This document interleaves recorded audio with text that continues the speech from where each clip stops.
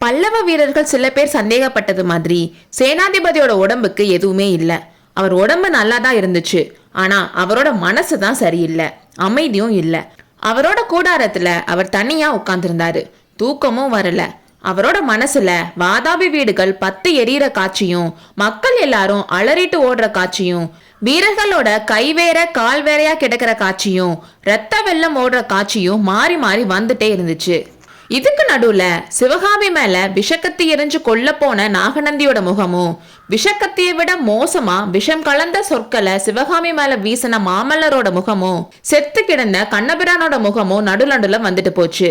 இது எல்லாத்துக்கும் மேல நெத்திலையும் உடம்பு முழுக்கவும் திருநீரும் ருத்ராட்ச மாலையும் போட்டு கையில உளவாரப்படை வச்சுட்டு சாந்தமும் கருணையும் பொங்கி வழியிற திருநாவுக்கரசரோட முகம் பரஞ்சோதிய பார்த்து, அப்பனே நீ எங்க இருக்க, என்ன செய்யற, போதும் வா, உனக்காக எத்தனை நாள் தான் நான் காத்துட்டு இருக்கிறதுன்னு கேட்டுட்டே இருந்தாரு. அதுக்கு பரஞ்சோதி, குருவே இன்னும் 60 நாளிகை தான் இருக்கு, அதுக்கப்புறம் உங்ககிட்ட வந்து சேர்ந்துறேன்னு பதில் சொல்லிட்டு இருந்தாரு. சிவகாமியையும் ஆயனரையும் ஊருக்கு அனுப்பிட்டு பரஞ்சோதி கொஞ்சம் வீரர்களை கூட்டிட்டு மேற்கு பக்கம் போனாரு. வேங்கில இருந்து வர சளுக்க சைன்யத்தை எதிர்பார்த்துட்டு இருந்த ஆதித்தவர்மன் கூட சேர்ந்துகிட்டாரு.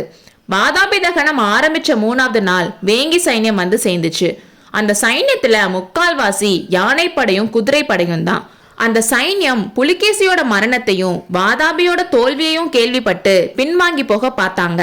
பரஞ்சோதி முன் யோசனையோட ஆதித்தவர்மரை அங்கேயே நிக்க வச்சுட்டு பரஞ்சோதி வேகமா வளைஞ்சு போய் வேங்கி சைன்யத்தை பின்வாங்கி போக முடியாம தடுத்தாரு. இப்படி வேங்கி சைன்யத்தை பல்லவ சைன்யம் சூழ்ந்ததும் வேற வழி இல்லாம சரணடைஞ்சிட்டாங்க.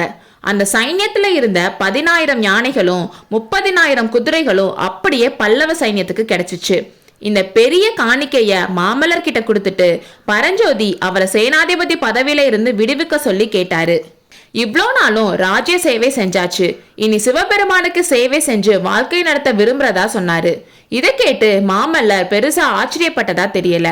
கொஞ்ச நாளாவே பரஞ்சோதியோட போக்க பார்த்துட்டு இருந்தவரு பரஞ்சோதி கேட்டதும் உடனே ஓகே சொல்லிட்டாரு. சேனாதிபதி, எரிஞ்சு அழிஞ்சு போன வாதாபிக்கு நடுவுல நம்ம சிங்க கொடியை ஏத்துற வைபவத்தை மட்டும் நடத்தி முடிச்சுட்டு அதுக்கப்புறம் உங்களை விடுவிக்கிறேன்னு சொன்னாரு. அந்த கொடியேற்ற விழா அடுத்த நாள் சூரியோதயத்துல நடக்கிறதா இருந்துச்சு. அதனால பரஞ்சோதி இன்னும் ஒரே ஒரு நாள்னு ஜபம் பண்ணிட்டு இருந்தாரு. அடுத்த நாள் சூரியன் உதயமாகிற நேரத்துல பல்லவ பாண்டிய வீரர்கள் வரிசை வரிசையா அணிவகுச்சு நின்றுருந்தாங்க. அவங்களுக்கு பின்னால கண்ணு கெட்டின தூரம் வரைக்கும் யானைகளும் குதிரைகளும் இருந்துச்சு. இவங்களுக்கு நடுவுல புத்தம் புதுசா சிற்ப வேலைப்பாடுகளோட ஒரு ஜெயஸ்தம்பம் கம்பீரமா நின்றுட்டு இருந்துச்சு. லட்சக்கணக்கான வீரர்கள் அந்த இடத்துல இருந்தாலும் அந்த இடம் ரொம்ப அமைதியா இருந்துச்சு. கொஞ்ச நேரத்துல அந்த கூட்டத்துல ஒரு இடத்துல இருந்து சத்தம் வர ஆரம்பிச்சிச்சு. பேரிகைகள் அதிர்ந்துச்சு. சக்கரவர்த்தி வராருன்னு தெரிஞ்சுக்கிட்ட வீரர்கள் ஒரே சமயத்துல வாதாபி கொண்ட மாமல்ல சக்கரவர்த்தி வாழ்கன்னு கோஷம் போட்டதும் எல்லா பக்கமும் போய் எதிரொலி பண்ணுச்சு. சேனாதிபதி பரஞ்சோதி, இலங்கை இளவரசர் மானவன்மன், வேங்கி அரசன் ஆதித்தவர்மன் பின்னாடி வர மாமல்ல சக்கரவர்த்தி ஜெயஸ்தம்பத்துக்கு கீழே வந்து நின்னதும் மறுபடியும் ஜெயகோஷம் கிளம்பி 8 திசையும் அதிர வச்சுச்சு. சத்தம் அடங்கினதும் மாமல்லர் பேசினாரு. அவரும் பரஞ்சோதியும் 9 வருஷத்துக்கு முன்னாடி இப்போ அவங்க நிக்கிற இடத்துக்கு வந்திருந்ததையும், அந்த டைம்ல அங்க ஒரு வேற ஜெயஸ்தம்பம் இருந்ததையும், அதுல புலிகேசி மகேந்திர பல்லவரை தோற்கடிச்சிட்டதா பொய்யான விஷயம் இருந்ததையும், அந்த ஜெயஸ்தம்பத்தை இடிச்சு தள்ளிட்டு அந்த இடத்துல பல்லவ ஜெயஸ்தம்பத்தை நிறுத்துவோம்னு அவரும் தளபதியும் அன்னைக்கு சபதம் செஞ்சுக்கிட்டதையும், அந்த சபதம் இன்னைக்கு நிறைவேறிடுச்சுன்னு சொல்லி அந்த பெரிய வெற்றிக்கு காரணமான சேனாதிபதி பரஞ்சோதி தான் அந்த ஜெயஸ்தம்பத்துல பல்லவ சைன்யத்தோட வெற்றி கொடியை ஏத்துறதுக்கு உரிமையானவர்னு சொல்லி முடிச்சாரு. சக்கரவர்த்திக்கும் சேனாதிபதிக்கும் ஏதாச்சும் மனக்கசப்பு ஏற்பட்டிருக்குமோன்னு சந்தேகப்பட்டு இருந்த வீரர்களுக்கு இன்னைக்கு சக்கரவர்த்தியும் சேனாதிபதியும் பக்கத்துல நிக்கிற பார்த்ததுமே ஒரே சந்தோஷம்.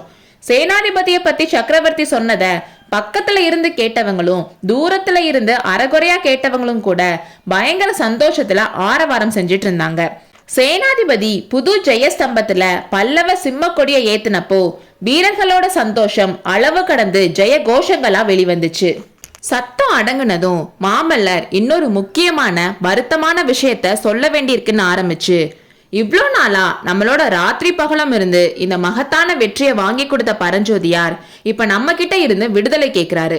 அவரோட மனசு சிவபக்தியில ஈடுபட்டிருக்கணும், சிவனடியார சேனை தலைவரா வச்சிருக்கிறது பெரிய தப்புன்னும், அதனால அவருக்கு விடுதலை கொடுக்க அவர் சம்மதிச்சிட்டதாகவும், நாளைக்கு காலையில அவர் நம்மளை விட்டு பிரிஞ்சு தனியா தீர்த்த யாத்திரை போறாருன்னும், வீரர்கள் எல்லாரும் அவருக்கு உற்சாகமா விடை கொடுத்து அனுப்பி வைக்கணும்னு சொன்னாரு.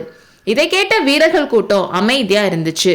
அடுத்த நிமிஷம் ஆஜானுபாகுவான மாமல்ல சக்கரவர்த்தி அவரை விட குட்டையான சேனாதிபதி பரஞ்சோதியை கட்டிப்பிடிச்சப்போ மறுபடியும் கூட்டத்துல ஜெயகோஷங்கள் கிளம்பிச்சு. அதுக்கப்புறம் அன்னைக்கு முழுக்க மாமல்லர் வீரர்களுக்கு பரிசுகள் கொடுக்கறதுல பிஸியா இருந்தாரு. வாதாபி எரிய ஆரம்பிச்ச நாள்ல இருந்து பல்லவ சைன்யத்தோட வந்த 100 பொற்கொள்ளர்கள் 1000 வீரர்களோட உதவியோட தங்கத்தை உருக்கி புது சிங்க முத்திரை போட்ட பொற்காசுகள் தயாரிக்கிறதுல ஈடுபட்டு இருந்தாங்க. வாதாபில இருந்து எடுத்த ஏராளமான தங்க கட்டிகளையும் தங்க ஆபரணங்களையும் பெரிய கொப்பரைகள்ல போட்டு பிரம்மாண்டமான அடுப்புகள்ல தீ மூட்டி உருக்கி லட்சமா தங்க நாணயங்கள் செஞ்சாங்க. ஒவ்வொரு வீரனுக்கும் அவன் எடுத்துட்டு வந்த செல்வத்தை தவிர 10 பொற்காசுகள் கொடுத்தாரு. வீரர்களுக்கு கொடுத்ததுக்கு அப்புறம் போர்ல திறமையா சண்டை போட்டவங்களுக்கும் சிறப்பு பரிசுகள் கொடுத்தாங்க. துங்கபத்ரைக்கும் கிருஷ்ணா நதிக்கும் அந்த பக்கம் பல்லவ சாம்ராஜ்யத்துக்கு உட்பட்ட இடங்களை எல்லாம் வேங்கிய தலைநகரா வச்சு சர்வ அதிகாரத்தோட ஆள ஆதித்தவர்மர் நியமிக்கப்பட்டாரு. மானவன்மருக்கு என்ன பரிசு கொடுக்கலான்னு மாமல்லர் யோசிச்சப்போ, பிரபு, என் அப்பா ஆட்சி பண்ண இலங்கை சிம்மாசனம் தான் நான் கேட்கிற பரிசு, எனக்கு வேற எதுவும் வேணாம்னு சொன்னாரு. கடைசியில மாமல்லர் பரஞ்சோதியை பார்த்து, நண்பரே, இந்த மகத்தான வெற்றி முழுசா உங்களோடது. அதனால இந்த வெற்றி மூலமா கிடைச்ச அளவில்லாத செல்வங்களும் உங்களோடது தான். 30,000 யானைகள், 60,000 குதிரைகள், வாதாபியோட செல்வங்கள் எல்லாமே நமக்கு இந்த போர்ல லாபமா கிடைச்சிருக்கு. இதுல ஒரு பகுதியாவது நீங்க வாங்கிக்கணும். 5000 யானைகளும் 10,000 குதிரைகளும் அது சுமக்கக்கூடிய செல்வங்களும் உங்களுக்கு கொடுக்கலான்னு நான் நினைச்சிருக்கேன்னு மாமல்லர் சொன்னாரு. மாமல்லரை அதுக்கு மேல பேச விடாம தடுத்து பரஞ்சோதி சொன்னாரு, பல்லவேந்திரா, மன்னிக்கணும். உங்ககிட்ட நான் கேக்குறது முக்கியமா உங்களோட தங்கமான இதயத்துல என்னைக்குமே ஒரு சின்ன இடம்தான். அதுக்கு மேல நான் கேக்குற பரிசு ஒன்னே ஒண்ணு இருக்கு. அதுவும் வாதாபி கோட்டையில இருந்து கொண்டு வரப்பட்ட பொருள் தான்னு சொன்னாரு. ஆஹா, அது என்ன அதிசய பொருள்னு மாமல்லர் வியப்போட கேட்டாரு. அந்த பொருள் இதோ வர மூடு பல்லக்குல இருக்குன்னு பரஞ்சோதி சொன்னதும் 4 பேர் ஒரு பல்லக்க கொண்டு வந்து இறக்குனாங்க. பல்லக்க திறந்ததும் அதுக்குள்ள நம்ம ஏற்கனவே பார்த்த விநாயகர் விக்கிரகம் இருந்துச்சு. வாதாபி கோட்டை வாசல்ல இருந்த இந்த விக்கிரகத்துக்கிட்ட தான் வேண்டிக்கிட்டதை சொல்லிட்டு அதை அவர் சொந்த ஊருக்கு எடுத்துட்டு போய் பிரதிஷ்டை பண்ண விரும்புறதாவும் சொன்னாரு. அந்த விக்கிரகத்தை தவிர வேற எதுவும் வேணாம்னு சொன்னாரு. வேற வழி இல்லாம மாமல்லரும் பரஞ்சோதி சொல்றதுக்கு ஒத்துக்கிற மாதிரி ஆயிடுச்சு. பரஞ்சோதி யாத்திரை போறதுக்கு 2 யானை, 12 குதிரை, 100 வீரர்கள் மட்டும் கூட கூட்டிட்டு போகணும்னு சொல்லி அதுக்கு அவர் நண்பர்கிட்ட இருந்து சம்மதம் வாங்கினாரு. அடுத்த நாள் மத்தியானம் மாமல்லரும் சைன்யமும் காஞ்சிக்கு கிளம்புறதா இருந்துச்சு. பரஞ்சோதியார் துங்கபத்ரையோட போய் ஸ்ரீசைலம் முதலான கோவில்களுக்கு போயிட்டு வரதுக்கு அன்னைக்கு காலையிலேயே கிளம்பினாரு. கிளம்புறதுக்கு முன்னாடி சக்கரவர்த்தி கிட்ட சொல்லிட்டு போறதுக்கு பரஞ்சோதி சக்கரவர்த்தி கூடாரத்துக்கு வந்தப்போ அங்க வீரர்கள் கூடிட்டாங்க. பரஞ்சோதியோட தோற்றம் அவங்க எல்லாரையும் ஆச்சரியத்துல மூழ்கடிச்சிச்சு. கத்தி, கேடயம், வாள், வேல், தலைப்பாகை, கலசம், அங்கி இதெல்லாம் இல்லாம நெத்தில திருநீரு பூசி தலையிலையும் கழுத்தலையும் ருத்ராட்சம் போட்டு முழு சிவ பக்தரா வந்திருந்தாரு.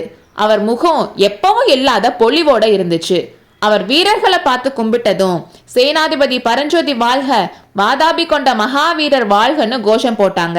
அப்போ அவர் அவங்க அமைதியா இருக்க சொல்லிட்டு, நண்பர்களே, இன்னைக்கு இருந்து நான் சேனாதிபதி இல்ல, தளபதியும் இல்ல. சிவனடியார்களுக்கு தொண்டு செய்யற தொண்டர் கூட்டத்துல அடியன் ஒரு சிறு தொண்டன்னு சொன்னாரு. அளவில்லாத வியப்போடையும் பக்தியோடையும் கேட்டுட்டு இருந்த பல்லவ வீரர்கள்ல ஒருத்தன் அப்ப ஒரு அமர கோஷத்தை கிளப்பினான். சிவனடியார் சிறு தொண்டர் வாழ்கன்னு அவன் கம்பீரமா சொன்னதும் 100 குரல்கள் அதை திரும்ப சொல்லிச்சு. சிறு தொண்டர் வாழ்க, சிவனடியார் சிறு தொண்டர் வாழ்கன்ற கோஷம் எல்லா பக்கத்துல இருந்தும் கிளம்பிச்சு. பரஞ்சோதியார் அவரோட சின்ன பரிவாரத்தோடையும் வாதாபி விநாயகரோடையும் கிளம்பி கண்ணுக்கு மறைகிற வரைக்கும் சிறு தொண்டர் வாழ்க என்ற சிரஞ்சீவி கோஷம் அந்த சேனா சமுத்திரத்தில் திரும்ப திரும்ப எழுந்து கொண்டே இருந்தது. அடுத்த அத்தியாயத்தில் சந்திப்போம்.